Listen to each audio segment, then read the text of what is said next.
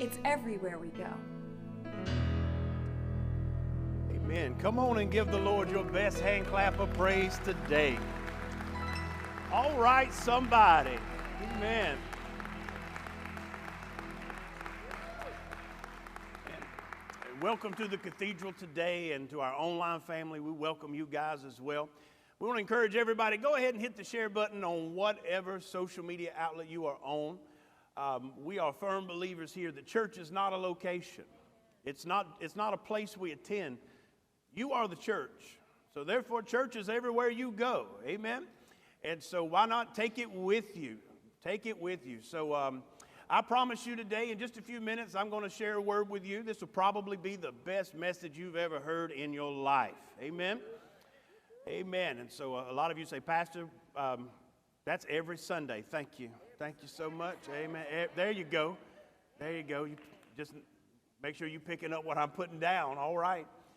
I said that in a place one time, and they said, man, you think a lot of yourself, don't you? And I said, no, but my grandma told me that if you ain't much of a frog if you won't croak in your own pond. Amen. And so, hey, listen, if I come up here and I didn't believe this is going to be the greatest message you've ever heard, I failed before I started. Amen. I want to tell you, it's not because of the delivery or the deliverer. It's the contents. The contents. That's what brings the value. It's what's on the inside. Anybody ever ordered pizza before? Does anybody save the box? It's not the container, family. It's the contents that brings value. You know what I'm saying? Doesn't matter what the pizza box was made out of. What's inside of it, that's what I'm looking for. What if I told you today that all the stuff that you see on the outside, it doesn't really matter. It's what's on the inside that counts. Amen? Amen. So I want to share this word with you today. It's called identity. Everybody say that word with me, identity. Go ahead and shout it with me, identity. If you're new here, this is a Pentecostal church, and that means that people are noisy. Amen. So go ahead and make some noise. Identity. Are there any brothers and sisters in the house? Say identity. Identity. Put some soul in it. Amen. Any white people in the house? Somebody tell the white people it's okay to talk in church. You could do that here. Stop talking while he's talking. In Matthew chapter 16, I'm going to read verse 13 through 18. Follow along, please. It says, whenever Jesus came into the region of Caesarea Philippi, that he asked his disciples, saying, who do men say that I, the Son of Man, am? And so they said, some say that you're John the Baptist, and some say Elijah, and others say Jeremiah or one of the prophets. And then he said to them, but who do you say that I am? Simon Peter answered and said, you are the Christ, the Son of the living God. So Jesus answered and said to him, blessed are you, Simon Bar-Jonah, for flesh and blood has not revealed this to you, but my Father who is in heaven. And I also say to you that you are Peter, and on this rock I will build my church, and the gates of hell will not prevail against it. And the church said amen. Say this word with me again, identity. See, everything begins with identity. Our very thought process, how we process information, it begins with identity. How you identify people will determine how you process the information you receive from them. How you identify situations, that will determine the process of information that's going to take place in your life after you've made that identification. So how many of you believe that identity is important? Have you ever had a chance to hang out with somebody to realize that you had labeled them wrong? Like normally when I meet people, I normally don't tell people that I'm a pastor when we meet the first time.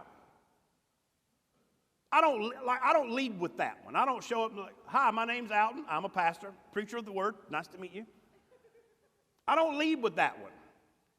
Because sadly, there are a lot of guys like me who have gone before me that have already had an encounter with somebody else. And so now when they identify somebody as a pastor, it's through a different lens. I just want to sneak in there You know what I mean? Like, I want us to have a relationship, and then one day they said, oh, God, I didn't know you were a pastor.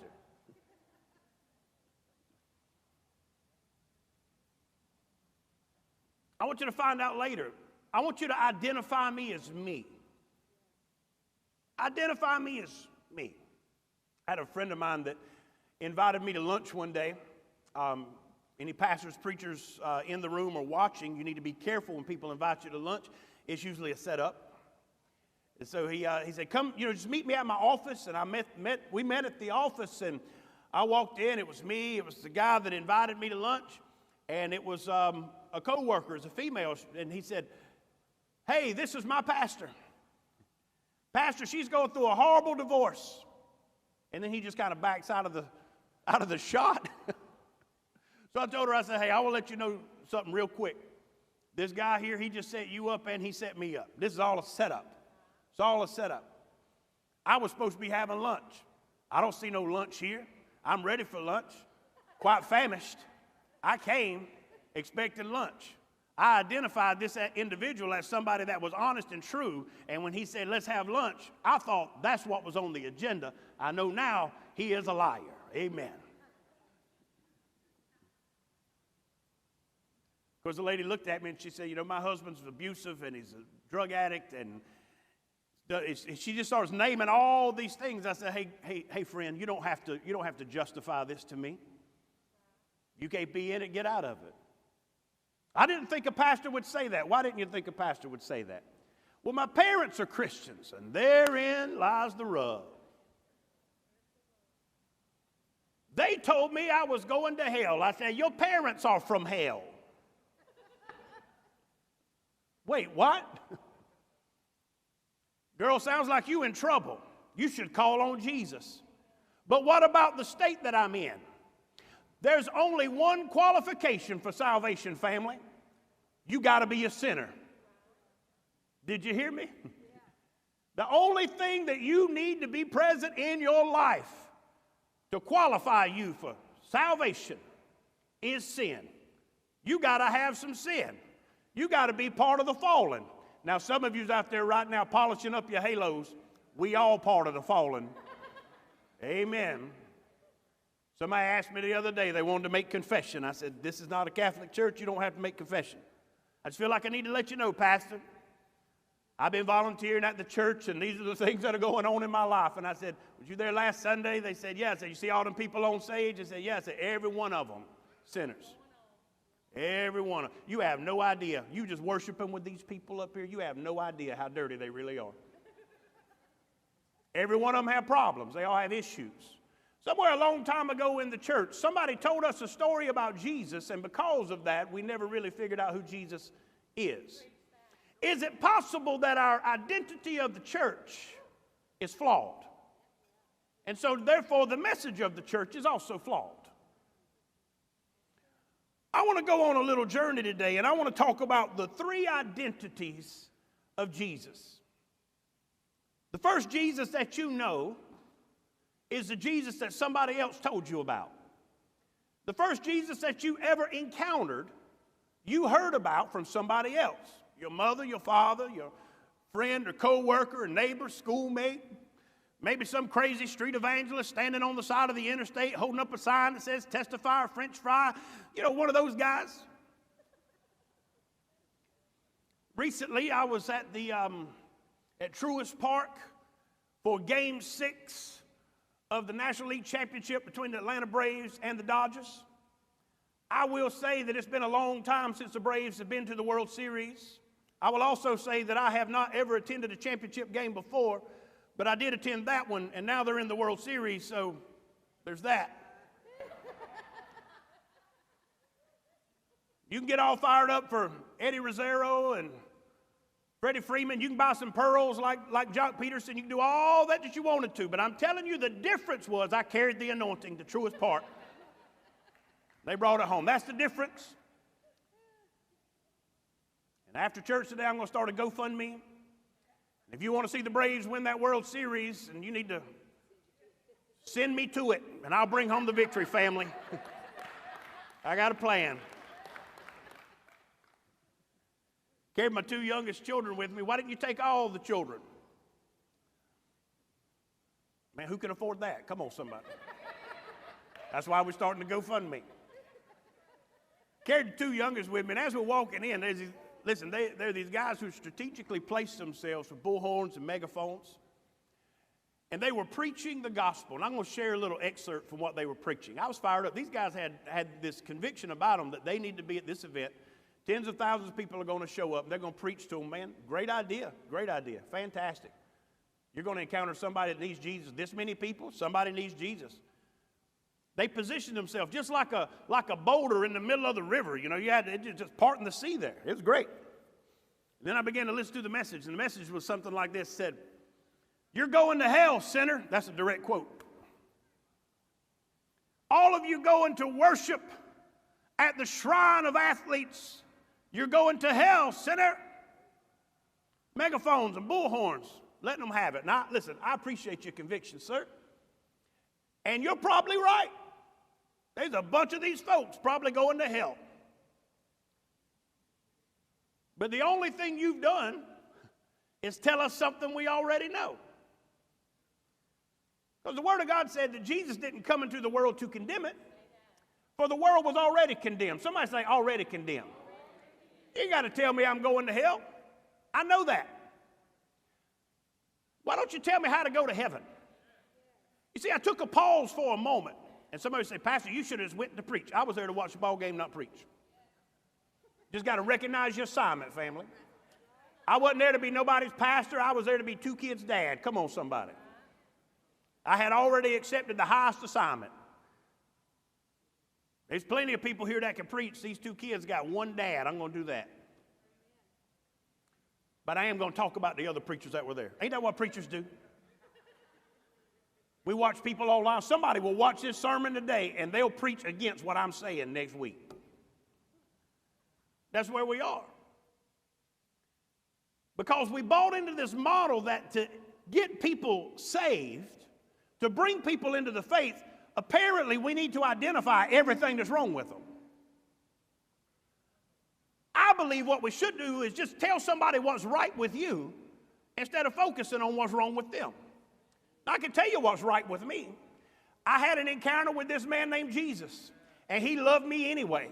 And I didn't deserve his forgiveness. I didn't deserve salvation. I didn't deserve his Holy Spirit. I certainly don't deserve to be called to be a pastor of this great church, of this cathedral, and stand behind this sacred desk. I am not worthy, but he called me anyway.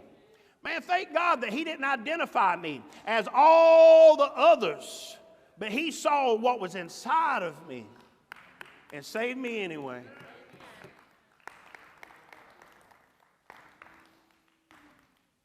You know, I watched these guys, and they were preaching with all their heart. And I watched people walk past them. I watched people create space so they didn't have to be near them. I watched people look down and look away, and saw some people give them the bird and cuss at them. I didn't see anybody get saved. I didn't see not one person stop and say, "Sir, you have convinced me that I'm a sinner. Could you tell me how to be saved?" You see, I just think the church has to change. Now, there's a danger with people like me, and there are those out there that would tell you that people like me are trying to change the gospel. I'm not trying to change the gospel. I'm just trying to change the church. I believe the church is a flawed model. We got to do better. My job is not to fight the world. My job ain't to fight politicians and everybody that I disagree with. My job is to win the lost. My job is to make an introduction. Hey, lost person, this is Jesus. Hey, Jesus, this is lost person. You guys will probably get along. That's the assignment. That's the assignment. The problem is we've made a bad imprint, because the Jesus that most of us believe in is a Jesus that somebody else told us about. If the person who introduced you to Jesus is legalistic, then your Jesus is going to be legalistic. When I got saved in a church. They taught us that if a woman shaved her legs or shaved her armpits or cut her hair, she was going to hell. That was true. I'll never forget, one of the first times I was preaching, a lady come up to me and she said, "I know what kind of preacher you are." And I said, "What kind is that, ma'am?" And she said, "I bet you wear underarm deodorant, don't you?" I said, yes, ma'am, and I bet you don't. I see where this conversation is going. When I was an evangelist, a guy called me and he said, I want you to come preach revival for me. And I said, you know what kind of preacher I am? He said, yeah, we heard you preach at this other meeting, and man, you were fantastic. We want you to come. And I said, okay, well, I know what kind of church you are. What's the dress code? Just come casual.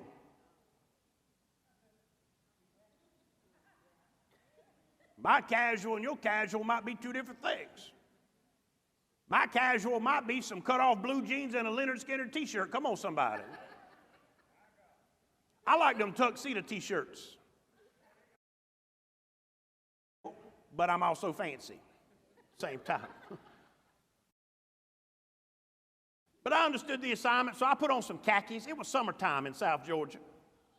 I had on some khakis and some nice shoes and a 3-button shirt. I even tucked it in. Somebody look at your neighbor and say, he tucked it in. I even tucked it in. I was trying to be extra fancy casual for this family. I got there, they got through singing. Pastor came, gave me a check, and he said, you won't be preaching tonight. And I said, okay. He said, yeah, you come here with no sleeves on. I can't let you get behind the pulpit without long sleeves. Okay. Hey, you the pastor, not me. Thanks for the check. I'm out. He said, no, you don't understand. What if some woman began to lust after your arms? I said, I'll go ahead and tell you. You got anybody having some arm fetishes out there, there's something deeper going on. There's something different going on. Somebody's going to check out these ape hangers hanging off of these shoulders right here. And can we just take a poll from all the ladies? Have you ever been at the store and just saw somebody walking by with their forearm showing and it just caused you to get all hot and bothered and you just said, I need me some of that right there. I'll leave my husband for that fancy arm.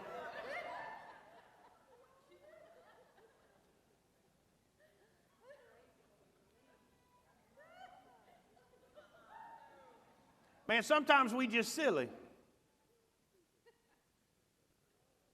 This is one I get dirty looks for this one all the time. Growing up in a Pentecostal culture, we like to lay hands on people, and when we lay hands on them, there's kind of an expectation that they fall down, and if they don't fall down, we'll push them down. We'll help the Lord. Get down there. Don't get up until Surgeon Jesus has removed that cancer from you. Don't get up until that lust spirit is off of you. And so,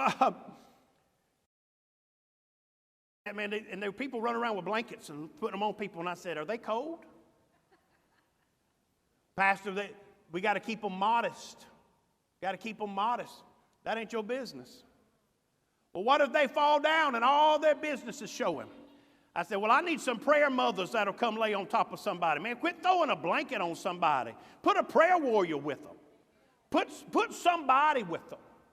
Last thing I want is for somebody to come down and kneel in the altar and us put a blanket on them and they feel ashamed for being there. Oh, but Pastor, what if they show the underwear?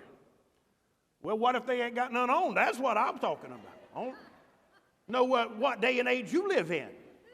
They might not even have none on. But I thought this was a spiritual church. You should be family, you should be able to encounter anything and maintain your assignment. Oh, but Pastor, what if they call somebody to sin? Now, that's what I want to talk about right there. Can't nobody make you sin but you. Oh, that's good preaching right there. We got too many people out there believing that you can accidentally sin. You can't accidentally sin. There can't nothing just happen and then, oops, I sinned again. Oops, there it is. No, that's not how sin works. You are tempted and you make a choice to engage, and then it's sin. If you just fell in it, that ain't sin. You were tempted. You made a choice to engage. Sin is a conscious decision. Any sinners in the house? Go ahead and say amen. Go ahead and tell them, I did it. I did it. It wasn't the butcher, the baker, the candlestick maker. It was me. It's me, oh God. See, we live in this day and age, we always want to deflect. My mama didn't raise me right. My daddy didn't hug me enough. Amen. It's always somebody else. No, at some point, you just got to go to Jesus and say, it was me. And he's going to say, I know. That's good preaching. Got to be careful about the Jesus that you know. If the Jesus that you know right now is the Jesus that somebody else told you about, you need to begin to question everything you believe. I live by a phrase. I want to give it to you. Are you ready? Who told you that? I live by that. Who told you that? Oh, Pastor, I can't get saved. Who told you couldn't get saved? Well, you know, I got this drinking problem. And if your drinking is a problem, sounds like you need Jesus. You need some help. Oh, that's good preaching right there.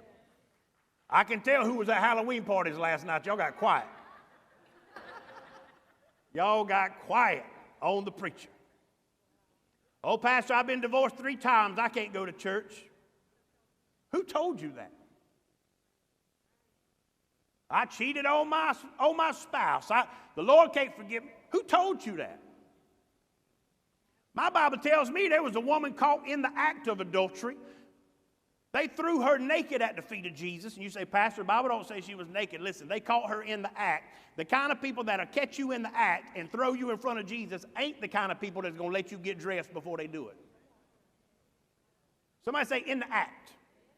She was caught in the act of adultery.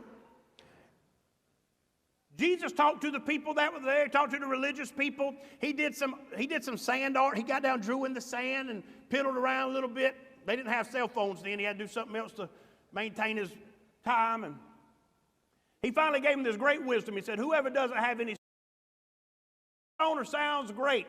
All the sin-free people go first. And they all dropped their stones and they all walked away. And Jesus speaks to the woman. For the first time, speaks to the woman. Everybody say it again. Caught in the act. You know what he told her? He said, I don't condemn you. She was guilty. But Jesus said, I don't condemn you. I know.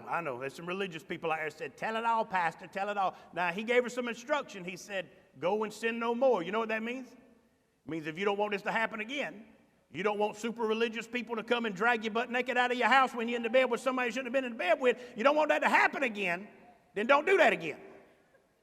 There's some wisdom there. It's like touching a hot stove.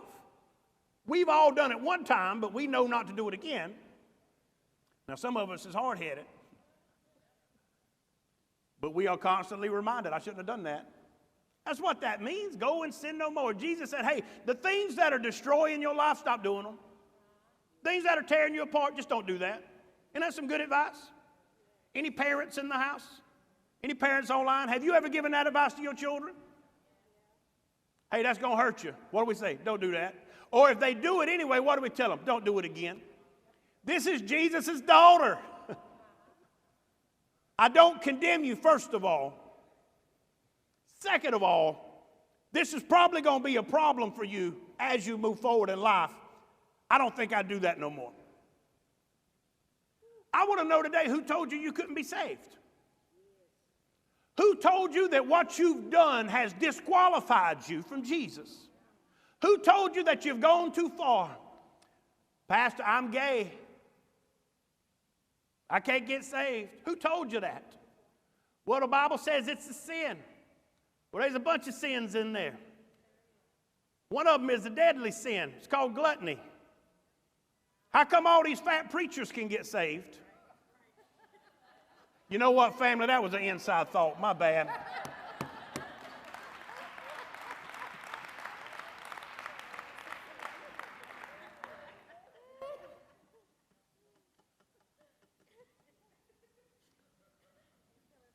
I'm not talking, listen, fam, we can talk about lifestyles and life choices and life partners, and we have all those conversations, but there's only one conversation I want to have with you. Do you know this man, Jesus? Do you know him?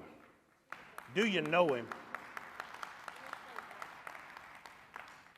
You want me to tell you what that second revelation of Jesus is? Because the first revelation, Jesus asked the disciples, and he said, who do men say that I am? You know what he asked? He said, who did everybody tell you I was? They said you're John the Baptist and one of the prophets. And that's really cool, but it ain't Jesus.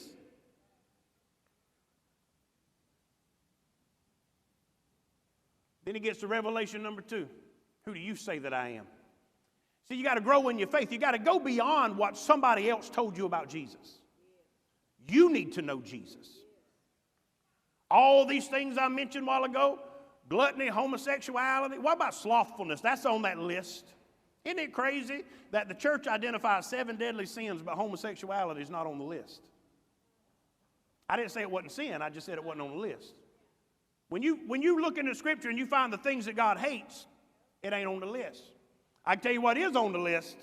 Those who sow discord amongst the brethren. All those preachers preaching against other preachers. Oh, it got quiet then. I can tell right now some of you have been having a good time blowing your brother up on social media. What if I told you that if the church would stop talking bad about the church, we might can lead some people to Jesus? How about that? We've confused people. We've confused people because we preach a Jesus that we don't know. We preach a Jesus that somebody else told us about. When's the last time that you listed your convictions and just kind of walked them down and asked that question? Who told me this? Who told me this? Who told me this? Who told me this? I remember Pastor Beth come home one day and she said, she come home and she just looked a mess. I can't even, she just looked a hot mess. Babe, where you been? Prayer meeting. Been at prayer meeting. I said, man, that's good. We need prayer. Prayer's good. That's not bad. Why do you look like this? Well, they told me that the reason I cried whenever I prayed was because God was trying to wash the makeup off my face. Yeah, I know, church folk, right?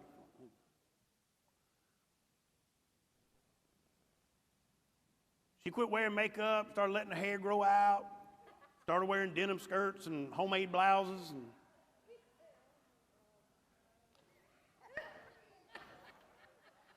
And you know how when you marry somebody, you got to be careful. Let's just say, you got to be careful. Like when they feed you that burnt rosaroni that first time, you just have to choke it down. You're like, baby, that's good. Better than mama's. And we were in that stage, and I'm like, man, this ain't what I signed up for right here. Because you don't understand. Like, the first time I saw Pastor Beth walk through, I said, my God, that must be jelly, because jam don't shake like that. That's, whoo. I used all my good stuff. I was like, hey, girl, I lost my number. Can I have yours? Am I in heaven? Because there's a heavenly body in front of me. I like your accent. Are you from Tennessee? Because you're the only 10 I see.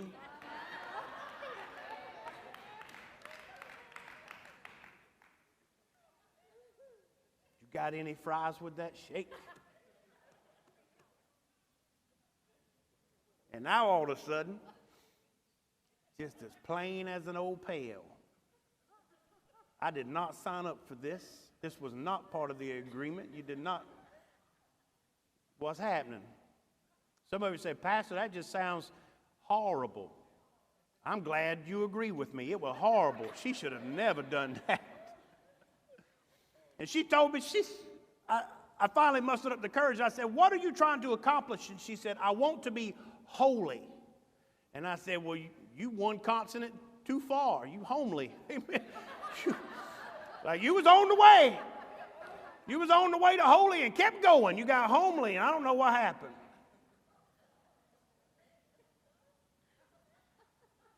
Who told you had to do that? Who told you?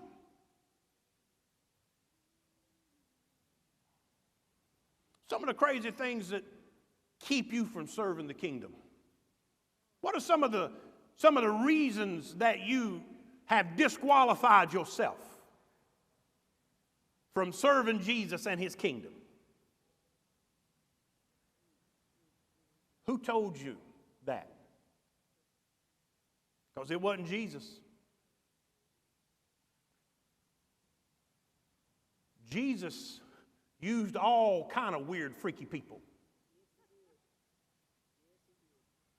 Jesus used a prostitute back in Jericho to bring victory to the nation of Israel. And then put her in his own lineage. So be careful about talking about all the hookers and hoes out there, because one of them was Jesus' grandma.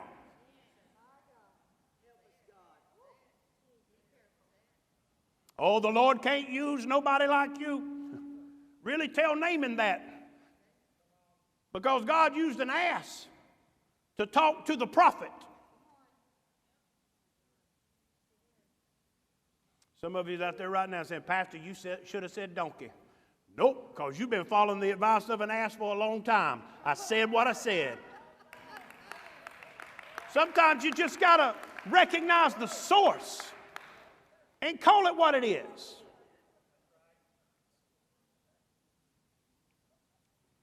That's too convicting. Let's move on.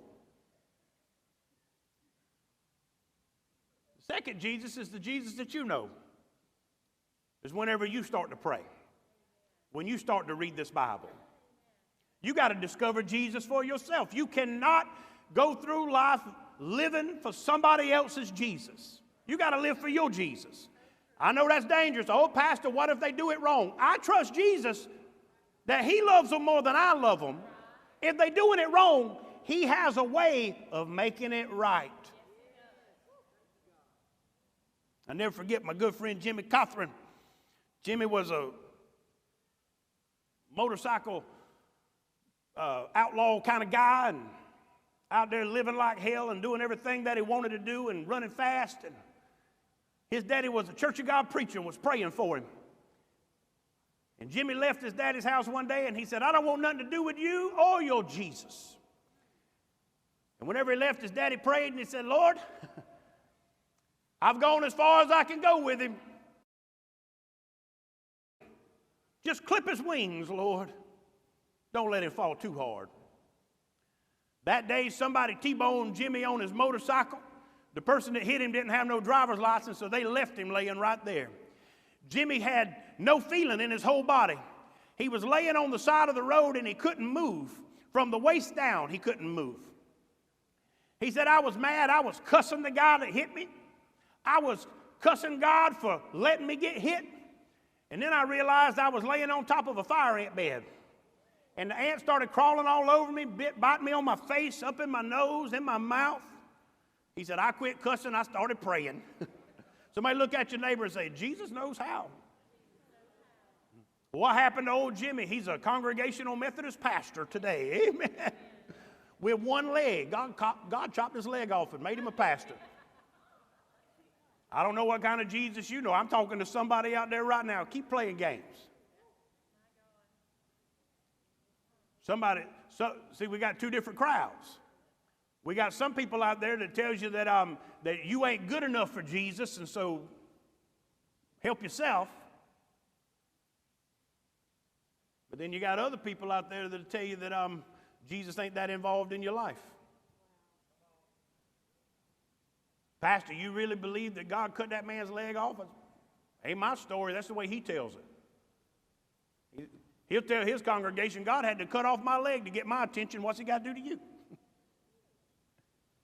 Anybody ever wonder why you're always beating your head against the same wall? Anybody ever wonder why you're always facing the same problem? Is it possible that there's a God that loves you that just won't let you destroy yourself, so he just keeps bringing you back to the same stuff? So one day you'll get past what everybody else told you about him, and you'll call on him for yourself. You got to know who Jesus is. Well, Pastor, I'm a sinner. Jesus is in the sinner business. Matter of fact, he's the only one that can deal with it. He's the only one that has an answer for your sin. He's the only one that has the forgiveness. Matter of fact, I'm going to help somebody. I don't know if you know this or not. You're already forgiven. We got this doctrine out there where we tell everybody that good people go to heaven and bad people go to hell, and that's not it at all. Saved people go to heaven. People that reject Christ go to hell. I believe in heaven and hell. I just think we need to get the story straight. We tried to make it all about what you do. Oh, well, I helped a puppy and I saved a turtle. Praise God. But do you know who Jesus is? Oh, we make it about other things. You know, oh, well, you do drugs and alcohol and family. I know people that have never drunk a drop and never smoked a joint. But if you don't know Jesus, you will go to hell. Well, that was pretty plain on Halloween, wasn't it? What a coincidence. We having a festival right outside these doors. Some people would tell you it's the devil's day. I'll have people that'll tell me you shouldn't have had a festival on the devil's day. Please, sir, ma'am, can you show me in the scripture what day actually belongs to the devil? I mean, I've read about the days where God worked on 6 days and created everything, and on the 7th day he made it a day of rest. I've read about those days, but I didn't see that devil day in there nowhere. But it's a day that they celebrate darkness. Well, who told you that the devil owned the darkness? The psalmist David said that the Lord sits in dark places. Oh, come on, somebody. I want to tell you, there ain't nothing that don't belong to Jesus. There ain't nothing, nowhere, no how, no day. Oh, Pastor, I done been down to the raunchiest places, and Jesus was there. Pastor, I've been where there was paganism and witchcraft, and Jesus was there. There's this word that describes God. He is omnipresent. You know what that means? It means he's everywhere. Somebody say it with me. He's everywhere. He's everywhere. Leave you and he'll never forsake you, and everything that everybody told you that you did that was too wrong and too far, I want to tell you that Jesus never left you. He's right there with you. You're not too far gone, too bad, too undone. If you call on him today, he will save you today. It's not about a religion, it's a relationship.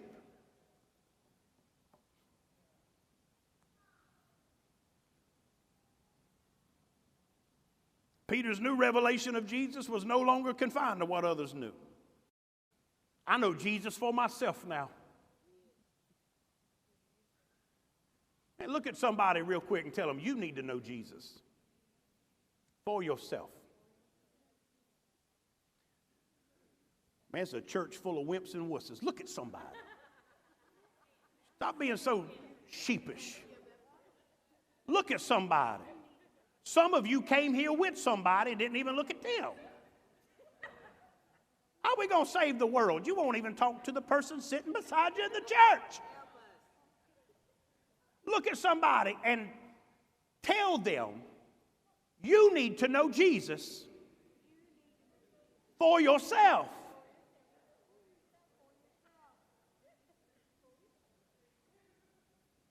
I dare somebody to read the book of John this week.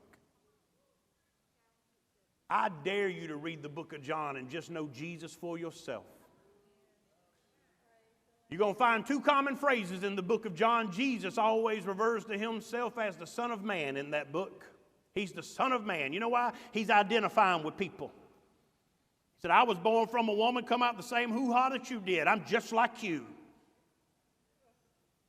Oh, God, Pastor said hoo-ha. I had another word in mind, but I cleaned it up for church.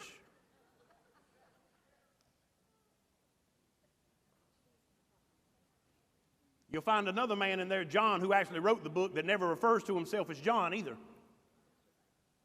All throughout the book of John, he refers to himself as the disciple who Jesus loved. He said, I'm writing this book, so let me write myself in. All the other disciples called him John. But when John told the story of himself, he said, I'm the one that Jesus loved. Anybody ever seen Leonardo da Vinci's painting, The Last Supper? How many of your grandma has that picture in her house? Raise your hand. Somebody said, I got a picture in my house. I ain't judging, I ain't mad. It's a good picture.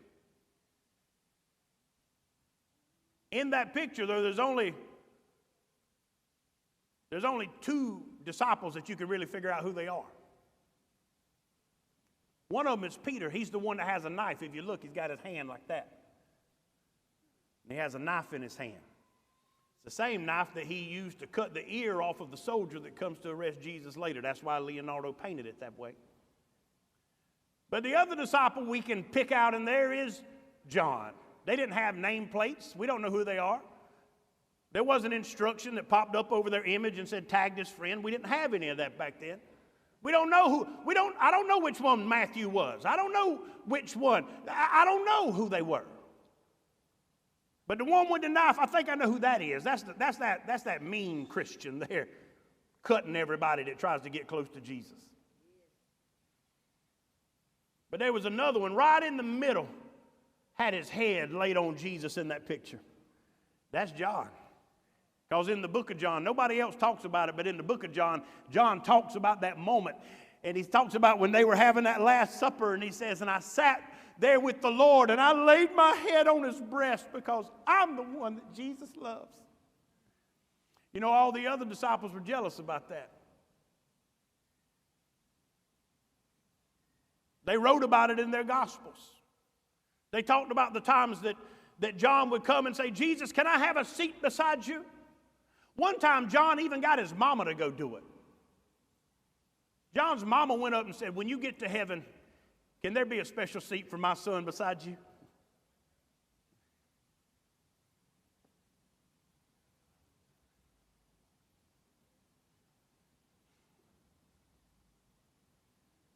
When John said, I'm the disciple that Jesus loved, I'm going to help somebody here. He didn't say he don't love you. He was talking about himself.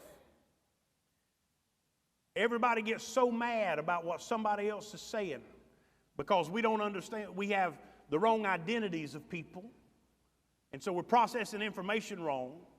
And somebody can say, I'm for me, and we'll interpret it that they're against you. I want to tell you today that you can be for you and not against somebody else. Is that okay? I can talk about how great my relationship with Jesus is, and that has no bearing on your relationship with Jesus at all. I'm not talking about you. I'm not talking against you. I'm just telling you something about me. John wasn't telling everybody that Jesus doesn't love them. He was just saying, hey, I want to make sure everybody knows Jesus loves me. And then there's this third identity that Jesus has. And here hides the trap for most believers. Because most churches want everybody to get to the second identity. I want you to grow beyond the Jesus that somebody else told you about, all the way to the Jesus that you know about. But if we make that the main goal, then we stop right there. There is a third identity that has to be discovered. And the church is caught in the trap. Because most of us serve the Jesus that somebody else told us about. Some of us have graduated and we serve the Jesus that we know for ourselves. But now we've got to move beyond that. If we stay at this level, we will begin to produce a culture of unification. And you know what that means? It means everybody's got to be the same. What's wrong for one is wrong for all. We all have to do the same. Family, I'm tired of cookie-cutter Christians. I'm tired of every Christian trying to look the same, every church trying to be the same, every church service trying to be the same. God did not make us to be the same. We are unique, fearfully and wonderfully made. I am different. If it helps your feelings, you can say, I'm special. I am special. God made me just like this, and he didn't make another one like me. If anybody ever tells you, oh, you just like them, they a liar and the truth ain't in them. God didn't make me like nobody else. Now, sometimes we try to pretend to be like other people. Stop trying to be somebody that you're not. Somebody else who's being you. God made you to be you. Everybody say it with me. I'm me. And that's all right. Are you okay with being you? You got to be okay with being you. You see, we've confused unification with unity. They're not the same thing. Unity in a church brings forth power. Unification brings forth a slow death to the ministry. It don't work trying to make everybody look the same, pray the same, preach the same, dress the same. It don't work. It's unnatural. I wasn't created to be like you.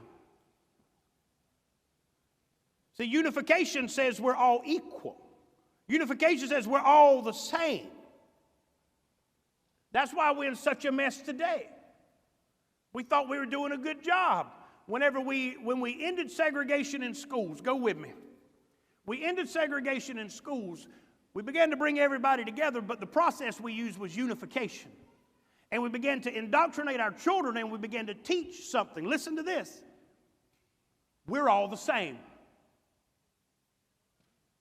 You don't know why we're struggling now? Because we know we're not all the same, but we've been indoctrinated that we're all the same. Now, don't get me wrong. Biologically, we are the same. We all bleed red. We have hearts and livers. I got it. Biologically, we're the same.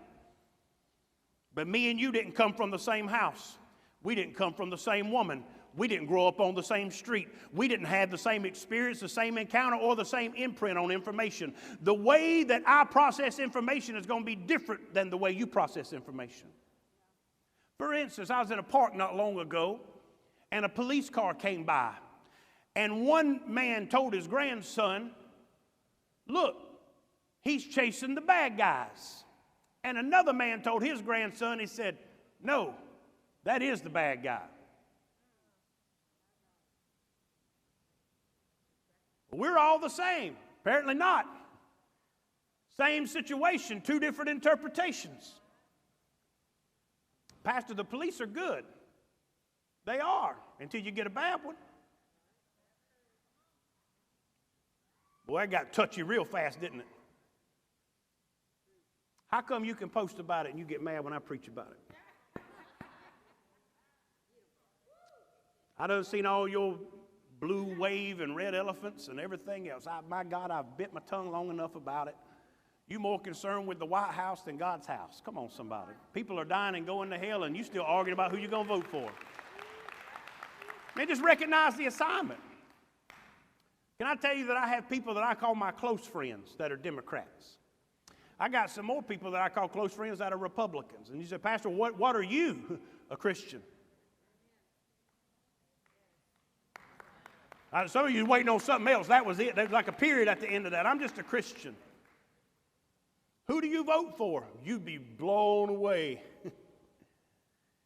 I read this crazy thing in the Bible one time that said that all authority is appointed by God. And so I listened to the pundits and I listened to the sides and their arguments and why they should be the best candidate. And then I do this crazy thing. I pray about it. I just go to the Lord in prayer.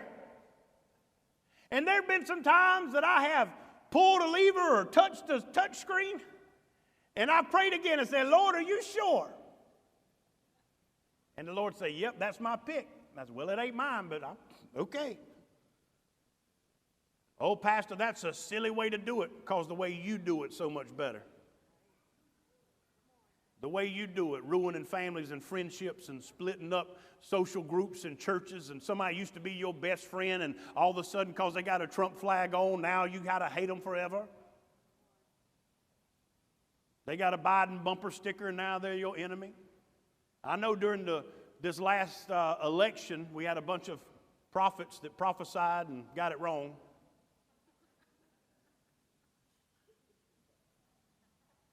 I want to prophesy to you today about the presidency. Are you ready for this? I prophesy unto thee today that every 2 to 4 years you will get a new one. 4 to 8. I was thinking about the Church of God General Assembly. I was prophesying for the general overseer of the Church of God. Every 2 to 4 years we're going to get a new one. If you don't like the way Dr. Hill's leading this church, just hold on, we'll get a new one every 2 to 4 years. Every 4 to 8 years, you're going to get a new president. So stop ruining relationships. If you can't be friends with somebody and talk about politics, talk about something else. Hey, why do we always gravitate to what we don't like about somebody? That's good preaching. Pastor, hurry up. We got a festival to go to. It ain't going nowhere. Some of you ain't never been to church before. You may never come back. I got to get you while I got you. Somebody invited you here. You should be mad at them. Remember how I opened up the service and I told the person this is a setup? Guess what? It's a setup. Why do you think we had a festival right after church? Oh, those crazy cathedral people. I'll do anything I can to tell you about Jesus. And to tell you that everybody in your life that has told you that you can't have access to him, to tell you that they lied to you.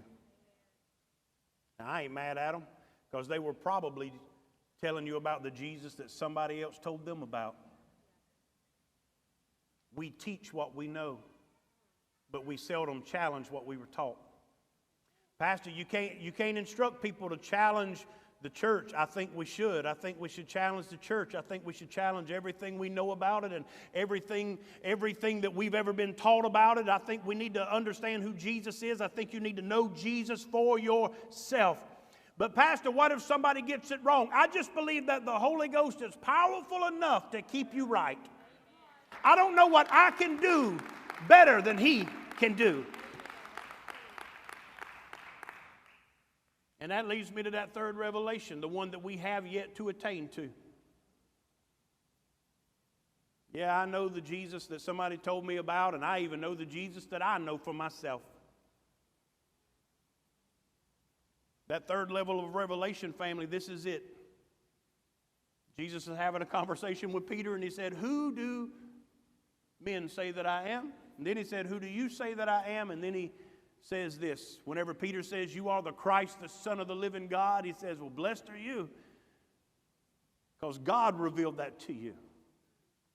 And if you'll seek God on your own, He will reveal Himself to you. He'll be God to you." The Word says that He called all that He saved all that called on Him. Jesus, I need you. Showed up. Jesus showed up. And He still does it today. He doesn't have an angel go back and pull your file to see if you're good or bad. He responds when you call. Blessed are you, Simon, because it hasn't been revealed to you by anybody else, but God revealed this to you. And then He tells him this, "And you're no longer going to be called Simon. I'm changing your name to Peter." The word Peter is in the Greek, it's the word Petra. It means the rock. You're no longer Peter. Now you are the rock. And on this rock I'll build my church, and the gates of hell won't prevail against it. Do you know that Peter's the first pastor of the church? On that rock, he said, "I'm established on you, Peter." Not on Simon. Simon means a reed. Anybody ever seen a reed growing in a ditch? It just leans whatever way the wind blows. And Jesus said, no, I can't use that to build my church. I got to have something that's unshakable and immovable. And so Jesus changed the identity of Peter. I want you to know that it's great to know who Jesus is at any level. And if you want freedom in your life, it's when you begin to discover who Jesus is for yourself. But when you have purpose, it's when you begin to live as Jesus called you. Who does Jesus say you are? How does Jesus identify you? He told Peter, said, when you showed up, you were Simon, but not anymore. When you leave, you're the rock. What has God called you to do? Who has He called you to be? I introduced a man to Christ a couple of decades ago. His name was Mark McKenzie. I wouldn't mention his name, but he's dead now, so they can't do anything about him. Mark was a member of the Pagans outlaw motorcycle gang, and I led him to Christ. And the pagans put a hit on him. I don't know if you know much about motorcycle world, but in that particular group, once you're in forever. You don't walk away from them. They put a hit on his life, and he left the New York area and came down and was hiding in South Georgia, and that's where we had our encounter. Led him to Jesus while he was hiding. Mark started coming to church. Man, he looked rough. Tattoos on his neck and his face. And had this funky Fu Manchu going on. Always had this bandana wrapped around his head, and always had his denim vest on, and a T-shirt normally had a hole in it. Blue jeans and his motorcycle boots on. I remember he came to church one time and he shook my hand. I didn't know who it was. He was wearing khakis and a 3-button, and he's like, "Good morning, Pastor." And I said, "Who is this guy right here?" I said, "Dude, put your other clothes back on. You're freaking everybody out." You know what I did with Mark? I made him a Sunday school teacher.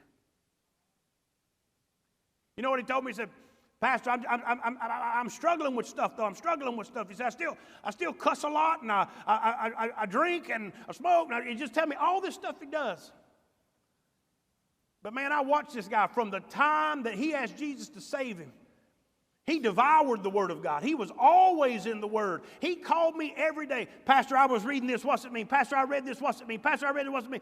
He just devoured the Word and became a student of the Word really, really quick. I said, "I want you to teach a Sunday school class." And he said, "But I got all this stuff." And I asked him a question. I said, "Mark, how many people have to die and go to hell waiting on you to do ministry?"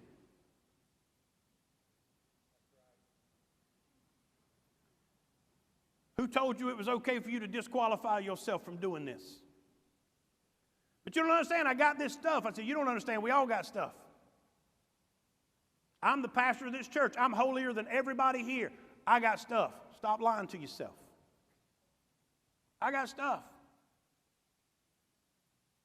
Somebody told me one time, said, "Pastor, you've never had a sexual scandal." Well, I can tell you it ain't because I'm holy.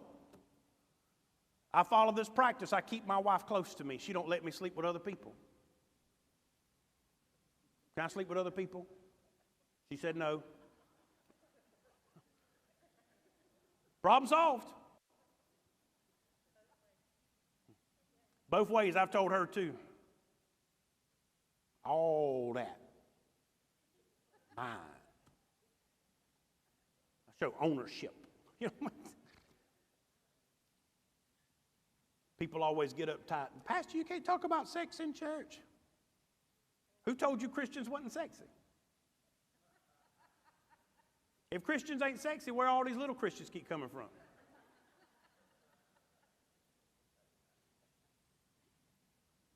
What if I told you God invented sex? He invented it. God created the first people, and then he invented something so powerful that he knew that the whole world would be full of people.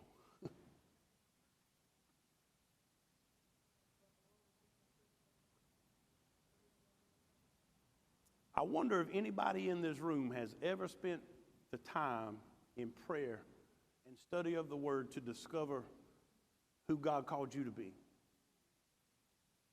Or do you just keep disqualifying yourself because of what you're not?